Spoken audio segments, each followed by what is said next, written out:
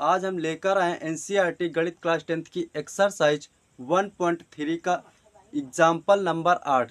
तो क्या है एग्जाम्पल नंबर 8, आइए देखते हैं। एग्जाम्पल नंबर 8 कह रहा है कि दिखाइए कि √3 एक अपरिमेय संख्या है।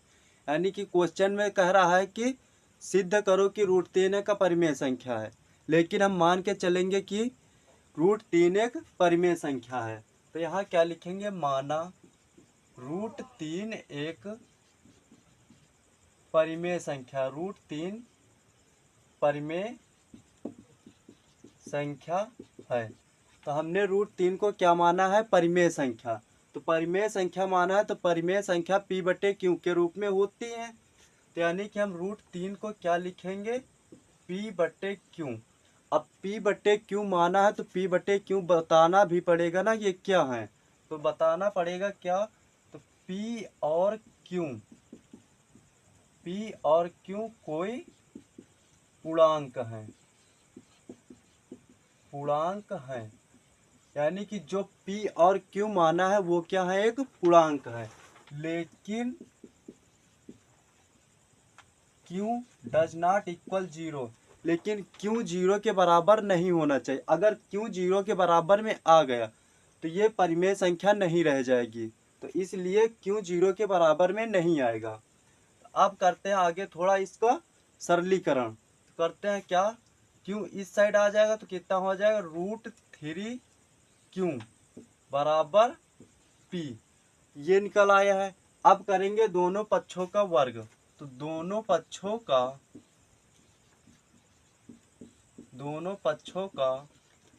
वर्ग करने पर अब ये दोनों पक्षों का वर्ग करेंगे। तो √3 का वर्ग कितना होता है, 3। और q² का क्या हो जाएगा, q²। p² का क्या हो जाएगा, p²। अब क्या लिखेंगे, देखिए, अतः p² 3 से भाज्य है। देखो, अगर 3 p के बटे में आएगा तो यानी कि p एक 3 का गुणज होगा, तो फिर p² भी 3 से क्या होगा, भाज्य। तो फिर p भी 3 से भाज्य होगी। जब p² 3 से भाज्य है तो p भी एक 3 से भाज्य होगी। ये इसलिए लिखा जाता है कि p² 3 से भाज्य है तो फिर p भी 3 से भाज्य होगी। अब मानेंगे हम एक तीसरी संख्या। तो माना p बराबर क्या मानेंगे हम, 3c। अब c माना है तो c को बताना भी पड़ेगा ना, ये क्या है। तो जहां c कोई पूर्णांक है,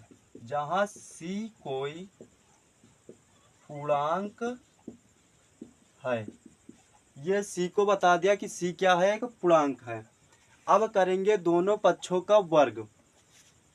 दोनों पक्षों का वर्ग करने पर तो दोनों पक्षों का वर्ग करेंगे तो क्या हो जाएगा, p² बराबर 3 का वर्ग कितना होता है, 9। और c का वर्ग करेंगे तो क्या हो जाएगा, c²। अब यहाँ पे इस समीकरण को बना लेते हैं, समीकरण नंबर 1। अब यहाँ पे देखेंगे कि समीकरण 1 से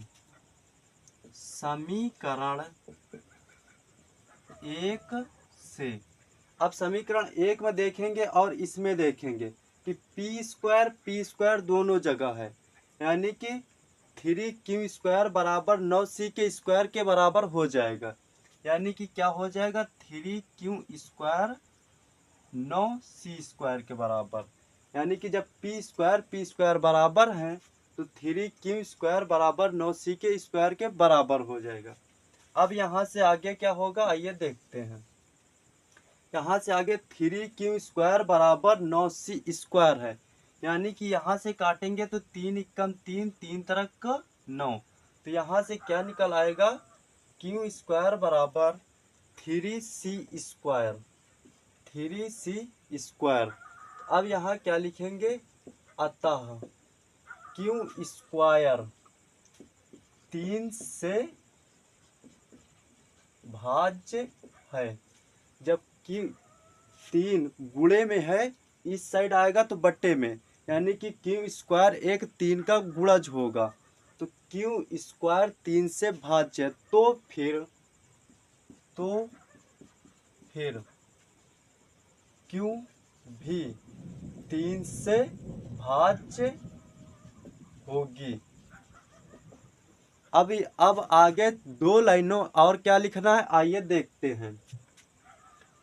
समीकरण 1 और ये बना लेते हैं समीकरण 2।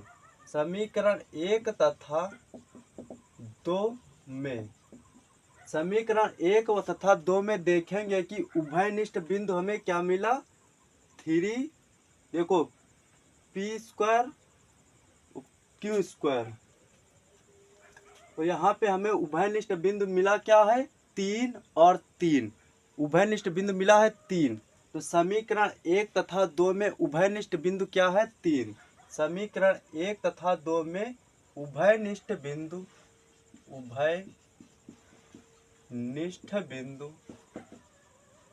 3 है, 3 है। इसलिए 3 एक परिमेय संख्या है। इसलिए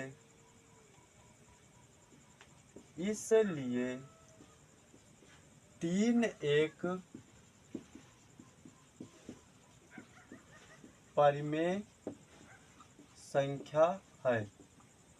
जब 3 परिमेय संख्या है तो फिर √3 एक परिमेय संख्या होगी। तो फिर √3 एक परिमेय संख्या होगी। लेकिन हमें सिद्ध क्या करना है कि √3 एक अपरिमेय संख्या है, लेकिन बता क्या रहा है कि एक √3 एक परिमेय संख्या है। तो यहाँ लिखेंगे क्या, लेकिन विरोधाभास नियम से, लेकिन विरोधाभास नियम से √3 एक अपरिमेय संख्या है। ये हो गया हमारा example number 8 complete. Example number 9 कह रहा है कि दर्शाइए कि 3√2 एक अपरिमेय संख्या है। यानी कि क्वेश्चन में कह रहा है कि सिद्ध करो कि 3√2 एक अपरिमेय संख्या है।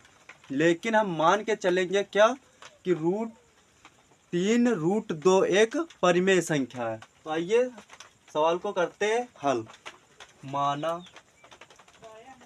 माना 3√2 एक परिमेय संख्या है, परिमेय संख्या है। जब हमने माना है कि 3√2 एक परिमेय संख्या, यानी कि परिमेय संख्या है, तो P/Q के रूप में लिख सकते हैं। यानी कि क्या लिख सकते हैं, P/Q बराबर 3√2। अब जब P/Q माना है तो बताना भी पड़ेगा ना ये क्या है। तो क्या कहेंगे हम, जहां P और Q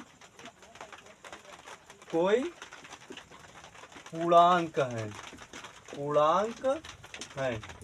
लेकिन Q डज नॉट इक्वल 0, लेकिन Q 0 के बराबर नहीं आएगा। अगर Q 0 के बराबर में आ गया तो ये परिमेय संख्या नहीं रह जाएगी। तो Q डज नॉट इक्वल 0, यानी कि Q 0 के बराबर नहीं आना चाहिए। अब करते हैं इसका थोड़ा आगे सरल करते हैं। तो यहाँ से हमें निकालना होता है रूट का मान, यानी कि √2 है तो यहाँ से हम निकालेंगे √2 का मान। तो 3 गुणे में है तो इस साइड आ जाएगा, तो क्या हो जाएगा 3Q, ये आ जाएगा √2। अब लिखते हैं आगे 2 लाइनों क्या होती हैं, आइए देखते हैं। अतः P/Q एक परिमेय संख्या है, परिमेय संख्या है। परिमेय संख्या क्या होती हैं? जो P बटे Q के रूप में होते हैं, यानी कि Q बटे 3Q एक परिमेय संख्या है।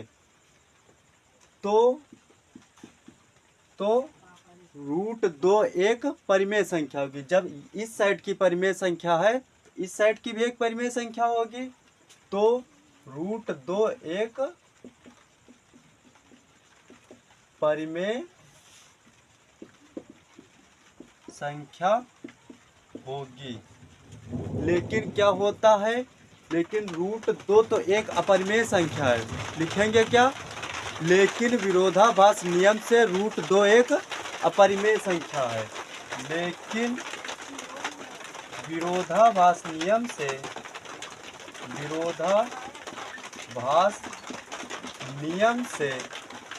√2 एक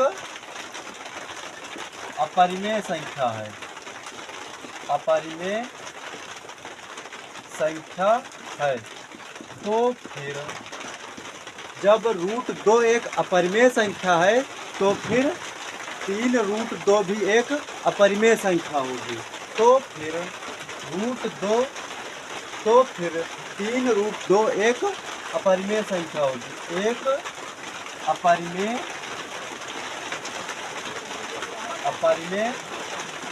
संख्या होगी। ये होता है हमारा एग्जाम्पल नंबर 9 कंप्लीट। अब हम जानेंगे एग्जाम्पल नंबर 10। तो एग्जाम्पल नंबर 10 क्या कह रहा है, आइए हम देखते हैं। एग्जाम्पल नंबर 10 कह रहा है कि दर्शाइए कि 5 - 2√3 एक अपरिमेय संख्या है। यानी कि क्वेश्चन में हमें क्या कह रहा है कि सिद्ध करो कि 5 - 2√3 एक अपरिमेय संख्या है। लेकिन हम मान के क्या चलेंगे कि 5 - 2√3 एक परिमेय संख्या है। तो माना 5 - 2√3 एक परिमेय संख्या है। जब परिमेय संख्या माना है तो P बटे Q के रूप में लिख सकते हैं। यानी कि P बटे Q बराबर 5 - 2√3। जब P बटे Q के रूप में लिखा है तो बताना भी पड़ेगा ना कि P बटे Q है क्या। तो बताना पड़ेगा क्या, जहाँ P और Q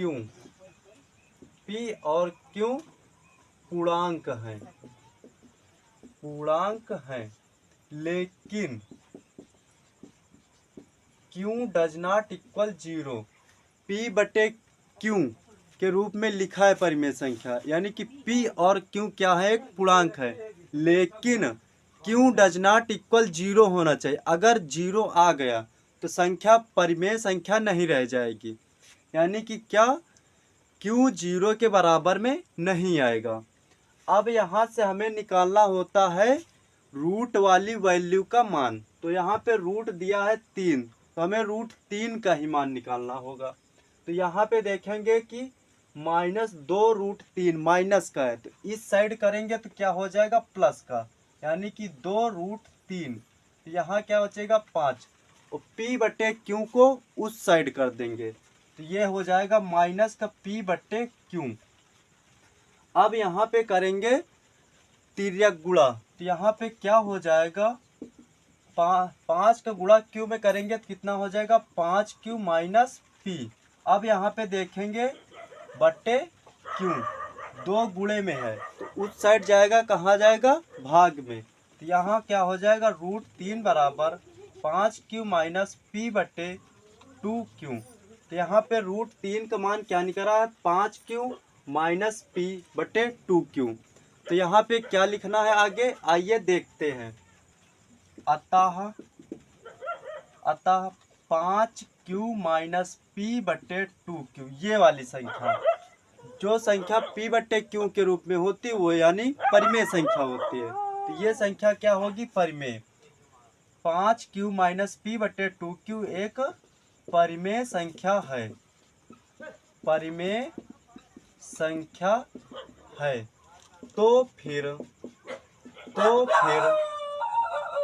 √3 एक परिमेय संख्या होगी। तो फिर √3 एक परिमेय संख्या होगी।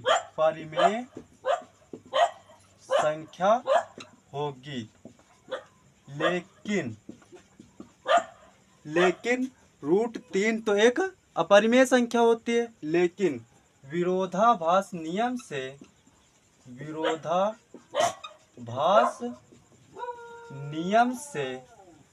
√3 एक अपरिमेय संख्या होगी। √3 एक अपरिमेय संख्या होगी। तो फिर जब √3 एक अपरिमेय संख्या है तो फिर 5 - 2 √3 भी एक अपरिमेय संख्या होगी। तो फिर 5 - 2 √3 एक अपरिमेय संख्या होगी। ये होता है हमारा एग्जाम्पल नंबर 10 कंप्लीट। अगर सेशन अच्छा लगा है तो हमारे चैनल को लाइक, शेयर एंड सब्सक्राइब करना ना भूलें।